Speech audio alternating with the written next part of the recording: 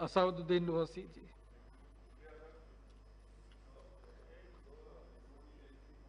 Sir, मैं सदर जमहूरिया के इस खुतबे में जो मोशन मूव किया गया है इसकी हस्बे आदत और रिवायत अपनी इसकी मुखालिफत करने खड़ा हूं।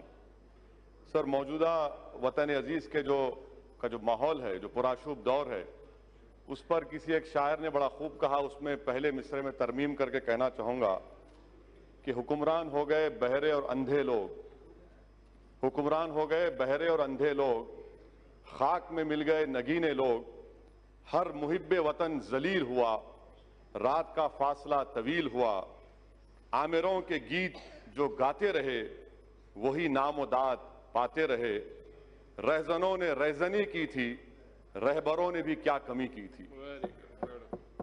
जनाब चेयरमैन साहब, सदर जमहूरिया के खुतबे में खारिजा पॉलिसी के बारे में कहा गया कि नेबरहुड फर्स्ट। इसकी नाकामी का अंदाजा इस बात से लगाया जा सकता है सर कि नेपाल एक मुल्क है जो हमारे बहुत करीबी ताल्लुकात हमारे भारत से रहे हैं। आज नेपाल नरेंद्र मोदी की सरकार को कह रहा है कि मिस्टर मोदी, अगर आप चाहें तो हम आपको और पाकिस्तान को बिठाकर बात करा देते हैं इंटरलॉक्यूटर बनकर। अब आप बताइए सर, कितनी कामयाबी है इन लोगों की। दूसरी इनकी कामयाबी देख लीजिए सर, या इनकी नाकामी, और भारत की नहीं बल्कि इनकी सरकार की नाकामी, कि अमेरिका के कांग्रेस में और सेनेटर्स ने हमारे मुल्क के ऊपर कई हियरिंग्स किए, कई रिमार्क्स किए, कई मोशंस पास किए। इतना वजीर आजम ट्रंप से बगलगीर हुए, ऐसा लग रहा था पिछले बार कि शायद बकरीद और रमजान के ईद के गले मिल रहे हैं। उसके बावजूद भी अमेरिका के कांग्रेस और सेनेटर्स भारत की पॉलिसी के ऊपर तनकीद पे तनकीद कर रहे हैं। इससे आपकी कामयाबी अंदाजा होता है। तीसरी बात सर, यूरोपियन पार्लियामेंट में भारत के खिलाफ रेजोल्यूशन मूव हो गया। ये आपकी कामयाबी या नाकामी आप खुद अंदाजा लगा लीजिए। सर, कश्मीर की पॉलिसी, बड़ा अफसोस होता है सर, और मैं समझता हूं कि इस ऐवान की तौहीन भी हुकूमत कर रही है कि गोरी चमड़ी के डिप्लोमेट्स को लेकर कश्मीर को लेकर जाते हैं, मगर भारत के अवाम ने जिसको मुंतखब किया उनको नहीं ले जाते। आखिर क्यों डरते हैं आप इन डिप्लोमेट से, इन फॉरेन कंट्रीज से? क्यों उनकी खुशामद कर रहे हैं? क्यों उनके पैरों पर गिरकर आप बता रहे हैं चलिए कश्मीर, और हम जाना चाहते तो नहीं जा सकते? ये आपकी और खारिजा पॉलिसी की नाकामी। सर, और एक मिसाल दे रहा हूं सर, एफएटीएफ में जापान जो हमारा मुल्क दोस्त रहा, उसने पाकिस्तान के हक में वोट दे दिया, अमेरिका दे दिया। अब पाकिस्तान पे से एफएटीएफ खत्म हो जाएगा, वो ग्रे लिस्ट से निकल जाएंगे। ये इनकी खारिजा पॉलिसी रही सर। अफगानिस्तान में तालिबान आ रहा है, अमेरिका कह रहा है कि छाबार पोर्ट में भारत नहीं बना सकता पोर्ट। कल तालिबान वहां पर आएगा तो हम क्या करेंगे फिर? आपके पास इसका कोई अंदाजा नहीं है। अच्छा सर, अब आप आ जाइए, हज सब्सिडी को निकाला गया था, 700 करोड़ की सब्सिडी निकाले। मैंने खुद कहा था, कहां गए वो पैसे? 700 करोड़ में आपने कितने मुस्लिम महिलाओं के लिए स्कूल खोले? 0, 0। और आज आप कहती हैं कि स्कॉलरशिप। सर, हर साल मैम डिमांड कर रहे हैं कि माइनॉरिटीज के लिए, अक़लियतों के लिए डिमांड ड्रिवन स्कॉलरशिप करिए, आप नहीं करते। और नहीं करने की वजह से हर साल कम से कम 20 लाख मुस्लिम लड़के और लड़कियां स्कॉलरशिप से महरूम होती हैं। अच्छा सर, आप देख लीजिए, जो पैसे दिए गए थे 2018 और 19 में, उसमें से आपने 170 करोड़ रुपए खत्म दिए ही नहीं। 19-20 में आपने नवंबर तक सिर्फ 27% पैसे रिलीज किए, और फिर आप बड़ी बड़ी बातें करते। हुनर हाट का जिक्र सदर जमहूरिया ने किया, इसमें भी झूठ सर। झूठ का अंदाजा लगाइए कि खुद गवर्नमेंट का मैंने आरटी एप्लीकेशन डाला जिसमें कहा गया कि 2018-19 में खाली 12,000 के करीब आर्टिजन्स को, 1,227 आर्टिजन्स को हुनर हाट में ट्रेनिंग दी गई। आप कहते हैं हजारों। ये आरटीआई का एप्लीकेशन है सर। तीसरी जो अहम बात मैं आपके सामने जिक्र करना चाह रहा था कि theory of separation of powers, ये हमारे हर जमहूरियत के लिए बुनियाद होती है, मगर 5.5 साल में तो थ्योरी ऑफ सेपरेशन पावर्स की धज्जियां नहीं बल्कि उसको निस्तनाबूद कर दिया गया। कोई चीज आजाद नहीं है आज। थ्योरी ऑफ सेपरेशन पावर्स खत्म होकर सेंट्रलाइजेशन ऑफ पावर्स बन चुका है यहां पर। एक ही शख्स के हाथ में पूरा पावर आ चुका है। जो सेपरेशन ऑफ पावर्स में अदलिया थी, लेजिस्लेचर, एग्जीक्यूटिव, अब लगता है कि एक ही फर्द में ये तमाम चीजें समा जा चुकी हैं जो हमारी जमहूरियत के लिए बहुत बड़ा खतरा साबित हो रहा है सर। चौथी बात सर जिसका जिक्र मैं आपके सामने करना चाह रहा हूं कि सरकार बार बार कहती है कि और सिटीजन अमेंडमेंट एक्ट, सर इस पार्लियामेंट की तारीख में ये पहला कानून बनाया गया जिसमें मजहब का नाम लेकर हिंदू, मुसलमान, बौद्ध, ईसाई, पारसी, कभी 70 साल में इस तरह का कोई कानून नहीं बना इस पार्लियामेंट में। वो भी बदनुमा दाग का एजाज आपको हासिल है कि आपने मजहब के नाम पर कानून बनाया। सर एनपीआर एनआरसी के बारे में आज एक सवाल के जवाब में हुकूमत ने कहा कि till now there is no decision NRC has been taken.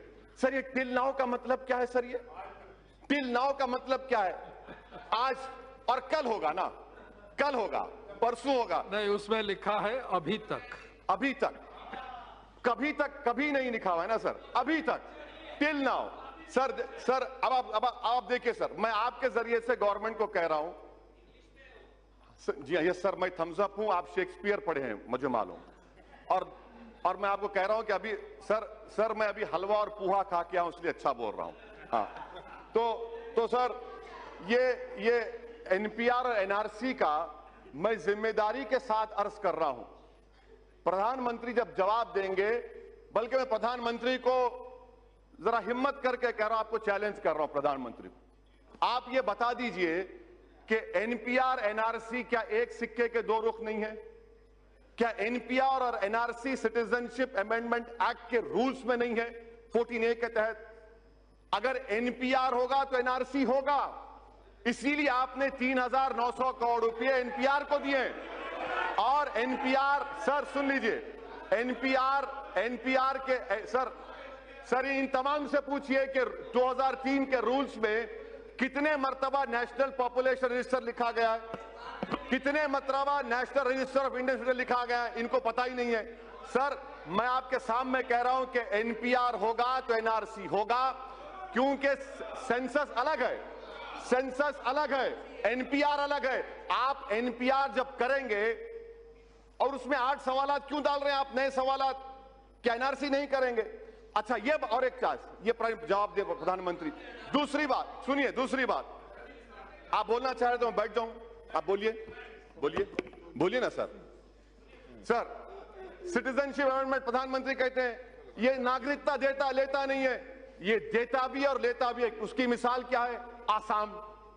क्या आसाम में 5 लाख मुसलमान के नाम नहीं आए, वो बंगाली जबान बोलते?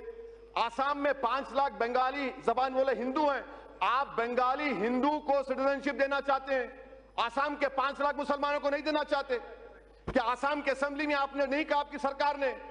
सिटीजन अमेंडमेंट एक्ट ये है, एनपीआर होगा, नहीं घुसपैठी नहीं, घुसपैठियों का बाप हूं। सर सुनिए, एनपीआर होगा तो एनआरसी होगा। आसाम में जो घुसपैठी हैं, आसाम में जो घुसपैठी हैं मुसलमान घुसपैठी हैं, बंगाली हिंदू नहीं है। सर मैं खत्म कर रहा हूं 2 मिनट में सर। ये तो एनपीआर एनआरसी में कोई फर्क नहीं है सर, एनपीआर एनआरसी एक ही है सर। एनपीआर होगा तो एनआरसी होगा। प्रधानमंत्री बता दें कि आसाम के 5 लाख बंगाली हिंदुओं को सिटीजनशिप नहीं मिलेगी CAA के तहत। सर आखिर में सर मैं आपको बताना चाहूंगा कि ये जो मुल्क में जो माहौल है, प्रधानमंत्री और गवर्नमेंट कह रही है क्यों हो रहा है एहतजाज? प्रधानमंत्री ने खुद कहा था कि मैं मुस्लिम महिलाओं का भाई हूं। आज मुस्लिम महिला उनके खिलाफ खड़ी है तो भाई को नाराजगी क्यों हो रही है, एहतजाज क्यों हो रहा है? सर ये जो लड़ाई है ना सर, ये हमारे वजूद और बका की लड़ाई है। अगर हम इसमें नाकाम हो जाते हैं तो हम खत्म हो जाएंगे। इसीलिए हम कह रहे हैं कि आप कैटेगोरिकली खड़े रहिए और खड़े रहकर कहिए मौजूदा वतन में जो माहौल है सर, ऐसा माहौल है कि 1933 का जर्मनी का माहौल है, 1938 का जर्मनी का माहौल है, 1948 का 38 का मुसोलिनी का माहौल है। आज हर जगह पर अब सिर्फ बाकी क्या रह गया मालूम सर? बाकी हिटलर ने भी इन्हें सेंसस किया था, उसके बाद यहूदियों को गैस का चैम्बर में डाल दिया। मुसोलिनी ने भी 1938 में सेंसस किया था, उसके बाद पूरी जायदाद रोमा और यहूदियों की छीन ली। अब वही हाल यहां पर होने वाला है मुसलमानों के साथ, वही हाल होने वाला है सर, वही हाल करने वाले हैं। इनका मकसद ही वही है, इनका मकसद मैं खत्म कर रहा हूं सर, मैं खत्म कर रहा हूं सर। और दिल्ली में दिल्ली में क्या हो रहा है? इतने पावरफुल होम मिनिस्टर है, 3-3 गोलियां चलती हैं। ये लॉ एंड ऑर्डर है आपका? कैपिटल ऑफ द कंट्री में सर, कैपिटल सर खत्म करो, 1 minute last. Capital of the country में 3-3 गोलियां चलती हैं। गोली मारो देश के गद्दारों को, मारो मुझे। कहां मारते? मारो, बताओ, मारो मुझे।